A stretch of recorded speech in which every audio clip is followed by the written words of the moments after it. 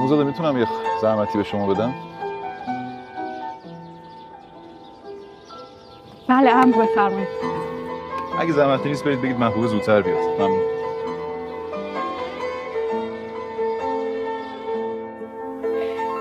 انگار فقط من موندم و منصور خان. ای به قربان منصور جان که به دل همه جا داره. از روزی که پا به عرصه گذاشت مایه افتخار خاندان. چی نیت کردی؟ حالا نمیشه گفت. به قول فرانسوی ها یه روزه سیسیس اتان سکره. ایشو دوست داری؟ نه منصور خیلی دوستش داشت.